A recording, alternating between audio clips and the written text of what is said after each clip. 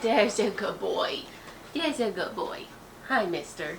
Hello, besties, and welcome back to the second installment of me trying to catch up on my Goodreads goal. In my last vlog, I explained that I am a little bit behind on my Goodreads goal for the year, and since I'm on break from work, I'm going to use this time to try to catch up. So I'm 8 books behind goal, and it is... Hi.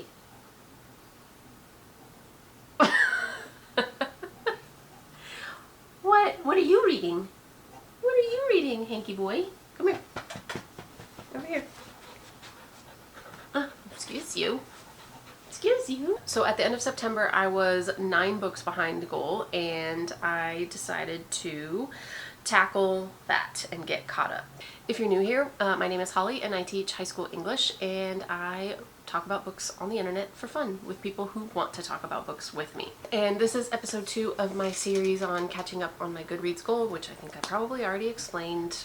This is a bit of a readathon for me, a little bit of a stretch, because I have 8 books to get caught up on my reading goal, and 8 books is like a really good month of reading for me. So trying to catch up on 8 books in 2 weeks is a little bit of a stretch, but I think I might be able to do it. I already have 3 books under my belt, and up next I'm going to be diving into Delicate Condition by Danielle Valentine and Lady Macbeth by Ava Reid, and after that I don't know what I'll be picking up next. I desperately want to jump into Practical Magic, but the weather is not cooperating. I want everything, I want all the conditions to be perfect for this, because this is one of my favorite movies of all time. I watch it multiple times a year, and have never read the book. So to kind of commemorate my fall break, I wanted to have a Practical Magic experience where I read the book and then I watch the movie and just kind of set myself up for a fun fall movie night with that. However, it is still triple digits in my neck of the woods here. So I'm waiting for fall to actually hit. I'm waiting for this hopefully final heat wave to let up so I can wear my cozy sweaters and light my candles and generally not be sweating all the time. So with that being said, I'm going to start first by diving into Delicate Condition, because I have the print copy. I also have it available in my Libby holds. This is the one that's going to be due back the soonest, so I'm going to start with this. Look at that cover. That is so pretty. So I'm going to read the synopsis and then I'm going to jump in. I haven't read anything by this author, and I am kind of going into this blindly. So I'll take a quick look at the synopsis and then I'm going to jump in. Anna Alcott is desperate to have a family, but as she tries to balance her life as an indie actress with a grueling IVF journey, she starts to suspect that someone is going to great lengths to make sure that never happens. Crucial medicines are lost, appointments get swapped, cryptic warnings have her jumping at shadows. And despite everything she's gone through to make this pregnancy a reality, not even her husband is willing to believe that someone is playing twisted games with her. Then her doctor claims she's had a miscarriage, except Anna's convinced she's still pregnant, despite everything the grave-faced men around her say. She can feel the baby moving inside her, can see the strain it's taking on her weakening body. Vague warnings become direct threats, and as her symptoms and sense of danger grow ever more horrifying, Anna can't help but wonder what exactly she's carrying inside of her, and why no one will listen when she says something is horribly, painfully wrong. So this sounds...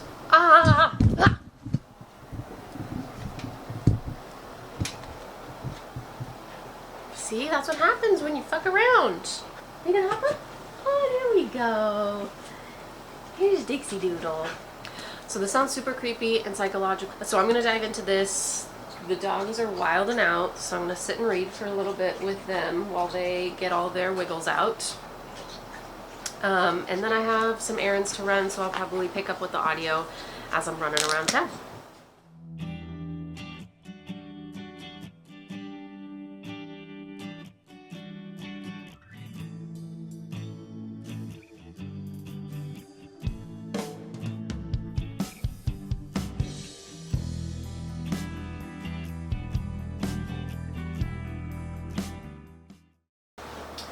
This line on the first page of the prologue really stuck out to me, this set of lines, because it's lining up with one of my nonfiction reads right now. So at the end of the first paragraph of the prologue, there are a few lines that say, "My favorite superstition is the one that says more women deliver during a full moon than at any other time of the month, transforming into mothers instead of wolves, howling like wild things." And what I've been reading every morning as my nonfiction read is Women Who Run with the Wolves, and I think this is going to line up really nicely. This is Myths and Stories of the Wild Woman Archetype. It dives into femininity and intuition, and how we all have this kind of innate wild woman inside of us that we either embrace, and that's when we truly feel free, or we suppress through various means and motivations, you know, whether that's society's expectations, our own limitations, our own fears, our own doubts, you know, living in a patriarchal society. I just thought that was a really interesting tie-in. So, fun fact. I love when things connect like that.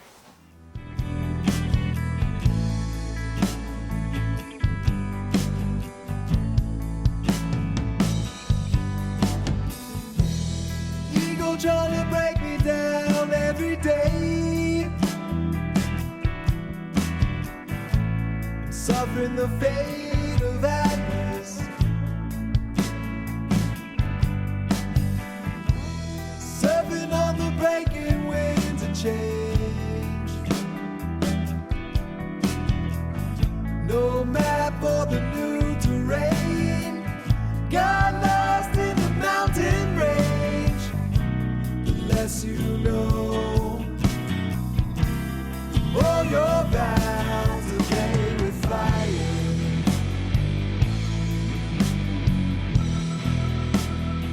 Yeah, you know, you're bound to play with fire.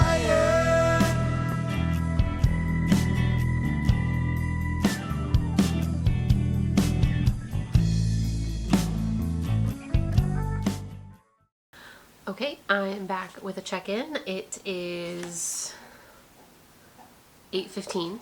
I've been reading Delicate Condition all day, off and on. I'm about 160 pages in, and I'm really liking it.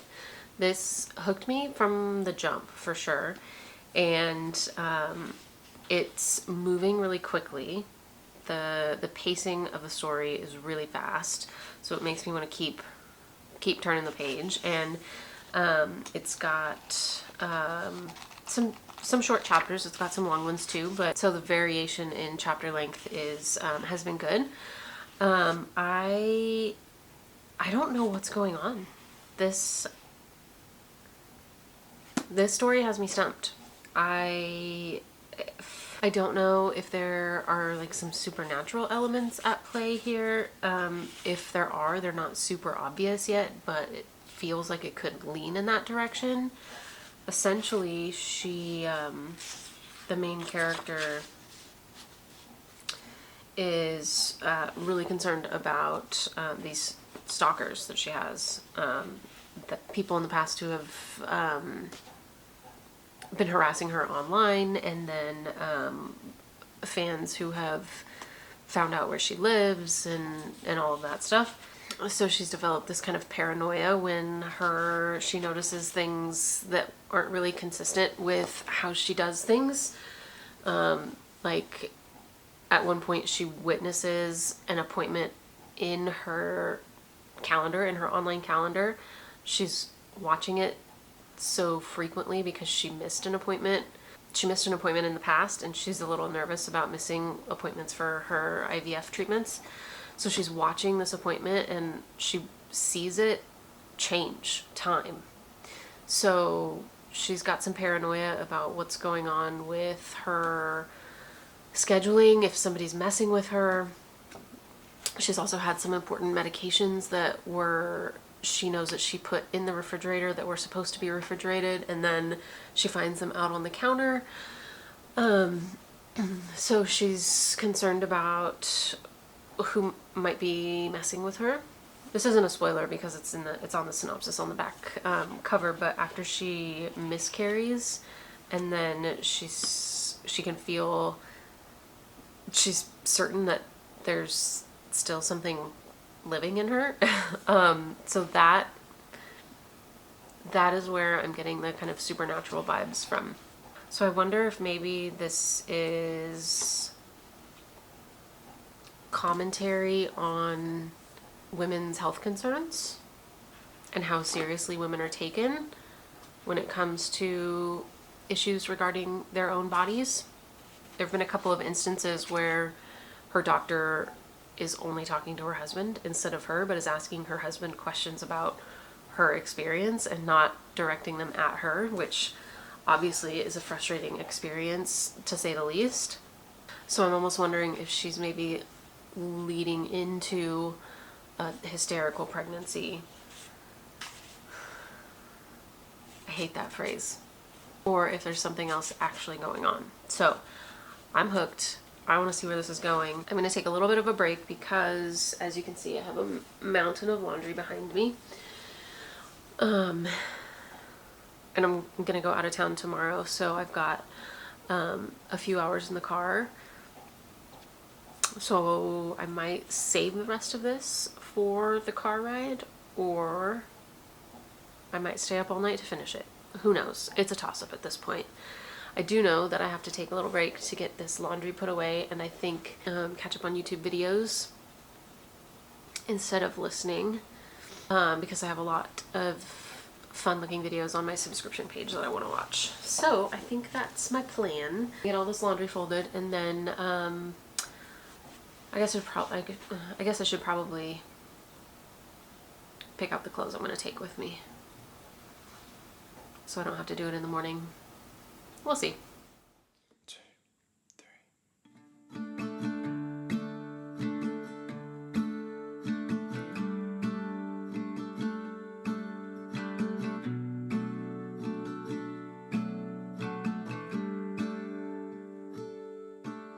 Never been to California, never been to LA, so I'll stay home and write these songs, pretend I'll make it someday.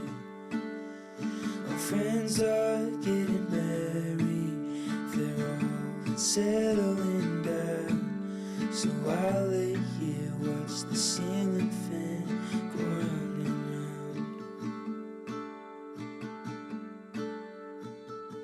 And it's always gone too fast, like a trip to the beach or the life of James Dean. And it kills me to think I'm avoiding the pill I can't swallow.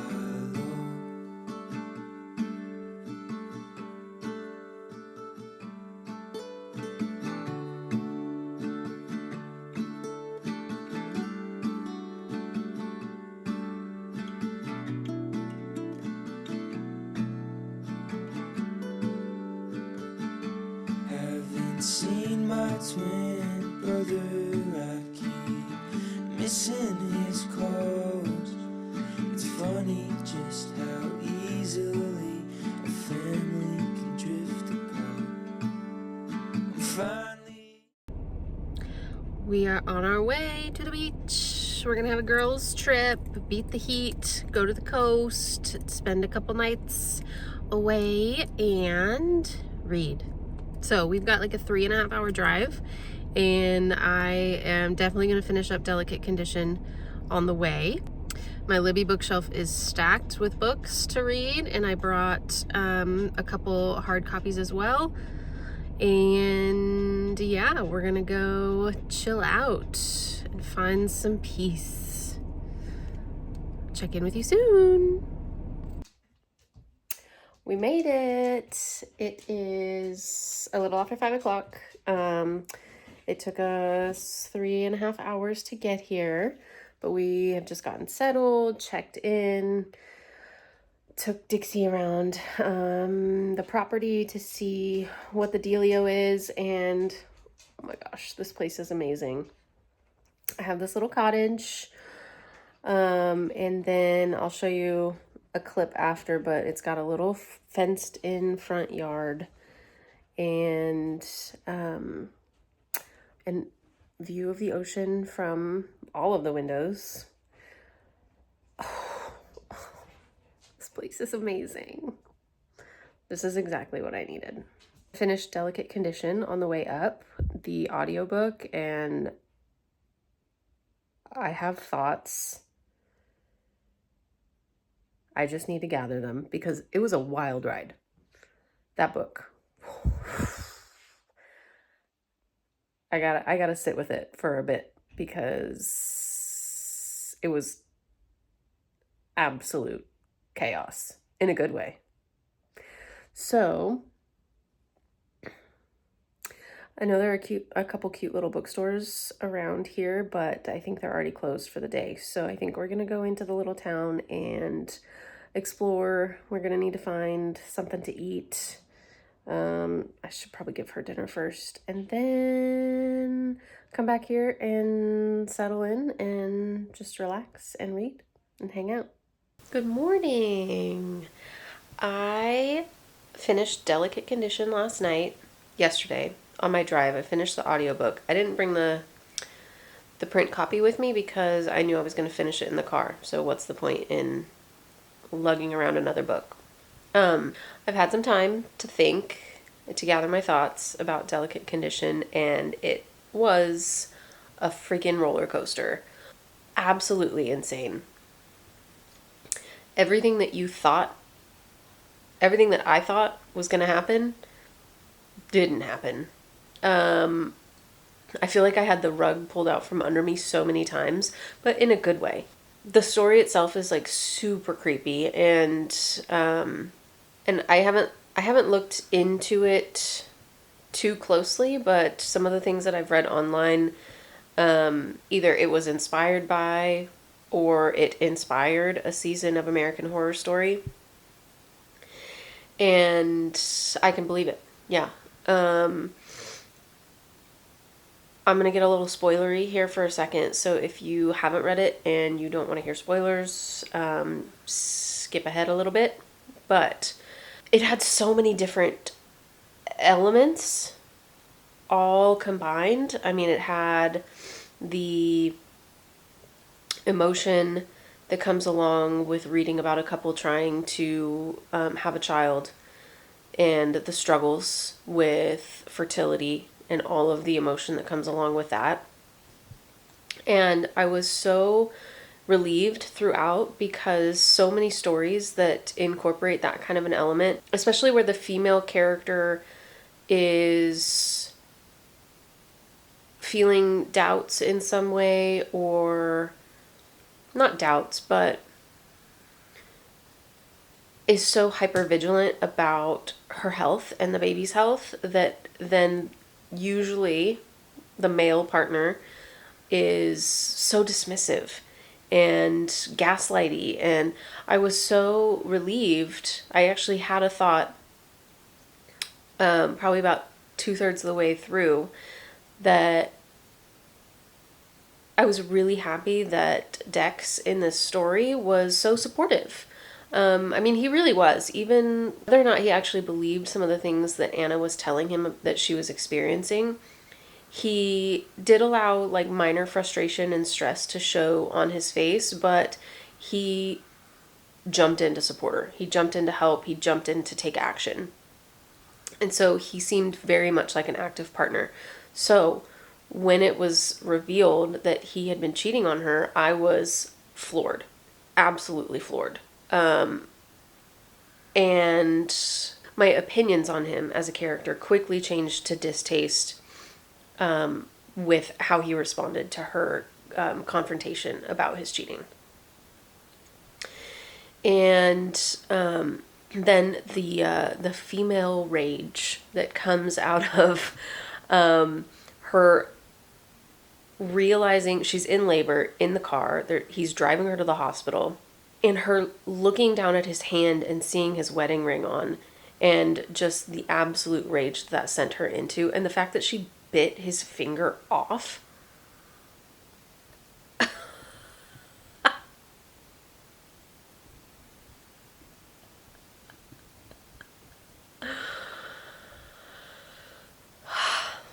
So anyway, the whole story was just kind of whiplash. You know, you keep thinking that it's one thing, and you're just getting thrown around the entire time. And I never at one point accurately predicted or could tell what was coming. So this story had me hooked, and I think this is my first 5-star in a while. It just absolutely blew me away. So that was a really good one. And then I had about 30 minutes left on my drive after I finished Delicate Condition, so I moved right into the audio for Lady Macbeth. And Lady Macbeth is definitely a change of pace, but I'm really intrigued by it. Yeah, I'm really intrigued by it. I like that it addresses the manner in which Macbeth and Lady Macbeth come together, and speaks to her life outside of her marriage. And that's something that I never really thought too deeply about while reading the play, is that we don't know what her name actually is. What is her first name? And so the fact that she has her own identity and her own origin story and her own family and background that's being explored in this story, I really, really like. It's definitely creepy, and it definitely kind of twists the narrative of Macbeth being kind of corrupt from the start, rather than her influence and the witch's influence corrupting him. He is very much a puppet master in this story. So that's really captivating to me. I am about 90 pages in, and I will have a little bit of time later to sit down and read some more. This morning, it's 11 o'clock, and it's been a busy day already so far. Dixie and I got up and went to the beach for sunrise. So we were on the beach as light hit, and she got to run around. She loves the beach. So there's a small little beach pretty close to us that we were able to get to with just a short drive, and nobody was there. We had it to ourselves, and she got to run around. I got to kind of sit and enjoy the moment for a little bit, watch the light hit, and it was beautiful. It was a great experience. And then we went in to get some coffee. We went into town to get some coffee, and came back to the cottage, and enjoyed sitting out in the front yard for a little bit while it was still kind of chilly. And then we just kind of wandered around the property. There's a lot of different places to walk around and to see, and she got to run around. And then we came back inside and just have been kind of chilling out for a little while. So what I'm going to do now is make a plan for the day. I have a couple things I want to hit up today, a couple shops I want to go visit, and then there's a botanical garden here that I want to go explore. I'll need to get some lunch, and then probably by mid-afternoon we'll be back here to just hang out and relax. So that's the plan. I'm going to listen to the audio for Lady Macbeth in the car on the way as we're driving around, and otherwise just see where the day takes us. So I'll put some clips in here and there of things that we did, and I'll be back for another check-in probably later this afternoon or evening. See you then. Okay, we are back home, and it's been a while since my last update, my last check-in. So yesterday, we got home yesterday, and it was a long day. It took us a little bit longer to get home than I anticipated, but that gave me time in the car to finish Lady Macbeth and then to start middle of the night. So I have some thoughts, which I'll get to in a moment, but I thought I'd do a little wrap up on our trip first. So the last time I checked in, I was getting ready to head out to explore Mendocino, and I found this gorgeous bookstore that it was like the dream. I can't even put into words how jealous I am of anybody who gets to frequent that bookstore or who works at that bookstore, because it was incredible. First of all, it's facing the ocean. So you walk out the front door and you've got a wide open view of the gorgeous coast. And this was not like a dinky little bookstore at all. It was pretty big, had a wide selection, and had a lot to look at. So I walked away with 4 books. I picked up Mexican Gothic by Silvia Moreno Garcia, and I'm in a Gothic lit mood right now, apparently, so this seems to fit right in. And they had a beautiful display for Latin American Heritage Month, and this was one of the featured choices. I also picked up, again in line with my my Gothic mood, A Dark and Drowning Tide by Alison Saft, and this one I haven't heard a lot about, but the synopsis sounds great. But the cover and then the synopsis really grabbed my attention. I think this is like a sapphic Gothic adventure story, rivals to lovers. So this seems really interesting. And then I picked up Starling House by Alex E. Harrow, which came very highly praised from the bookseller that checked me out while I was there. And I haven't read anything by this author yet, but I've been hearing so many incredible things about this one, I had to pick that one up. And then, I was on a beach trip, I was in a beach town, so I had to pick up this gorgeous new edition of Beach Read by Emily Henry. And this was just stunning. I mean, look at the edges, got the foiling on the front, and then the artwork inside, and then foiling inside the desk jacket as well. I haven't read this one yet. I think I have the paperback. I might have the paperback somewhere, but I haven't read it yet, so I couldn't pass this beautiful edition up. So I got that. So I finished Lady Macbeth, and this was a little disappointing. I, in the beginning, really appreciated the fact that it went into Lady Macbeth's background and where she came from, and that we get kind of a more well-rounded picture of who she was. As the story went on, I feel like too much of who she was as a character initially and originally was stripped away in order to tell this story. And she was more in this story, she's much more conniving and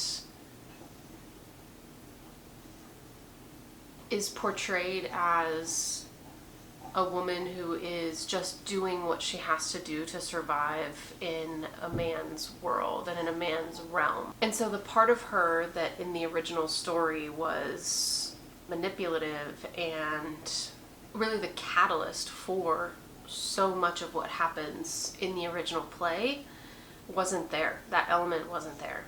in the original play, she's such a strong female character that defies social expectations and gender norms at the time. And I mean, this is the woman who basically told her husband that he needed to stop being such a wuss and kill the king so that they could become royalty, so they could take the throne, take the crowns. And in Ava Reid's Lady Macbeth, she's playing chess. She's very strategic about how she operates in Macbeth's world, but that overt strength is not there. So this one lost me. I'm glad I read it. It just, as a reimagining, it took all of the parts that I loved about the original character and just kind of watered them down or stripped them away. So I was a little disappointed by that. But currently I am now working my way through Middle of the Night by Riley Sager. And let's see, where did I leave off in the audio? Chapter 19. So I'm about 220 pages in, and this one's okay. It's not blowing me away, but I am still interested in the story. I think I have an idea of what happened, so we'll see. We'll see if I'm right. It's kind of starting to drag on a little bit. Like, I think that there are certain parts that were included that aren't necessary and are are drawing the story out a little bit too much. Maybe a little bit too, I don't want to say wordy, but I think there are some parts that were included that were unnecessary so far, that is just kind of making the story a little bit longer than it needs to be. But I am on track to finish this one tonight. I have about, on my audio book, I have about a little over 2 hours left. And we'll see if I was right. I like that this is bouncing back and forth between present day and in the 90s when Billy went missing. And I like that there are a lot of different storylines kind of being woven throughout. So far, yeah, I'm enjoying it. It's interesting. It's keeping me engaged. I don't think it'll be a 5-star, but we'll see. Maybe there will be some wild twist at the end that I just didn't see coming. And if that's the case, then that's the case. What? All right, so that's where I'm at. I'm gonna settle in to read a little bit more of this, and I will check in with you probably once I've finished it. I ordered a couple new bookish shirts, and this is one of them. It's the tarot style, the reader shirt, and I love it. Getting married to an angel in human form, but I still think about Nashville. We're staying near the right call, and it's always gone too fast, like a trip to the beach or the life of James Dean, and it kills me to think I'm avoiding the pill I can't swallow. And it comes, but it won't last, like you watching your life, waiting for the good part. And what kills me is I've been avoiding. Okay, back with a final check-in. I just finished Middle of the Night by Riley Sager, and this turned around a lot in the last quarter to a third of the book. In this story, the main character is returning home to his childhood home as a 40-year-old, and he is confronted with a lot of memories about his best friend when he was 10 who went missing. Not only did his friend go missing, but his friend went missing out of the tent that they were sharing while camping out in his backyard. So we get these kind of dual timelines being described throughout, as the main character is struggling with remembering the events leading up to the disappearance, and receiving some signs and some messages that are out of the ordinary.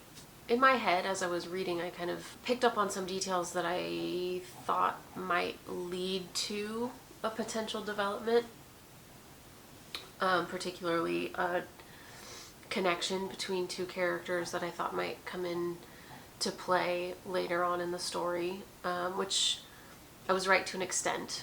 I thought that the relationship between Ethan's mother, or the connection I should say, between Ethan's mother and the neighbor Fritz was going to be more prominent in the storyline.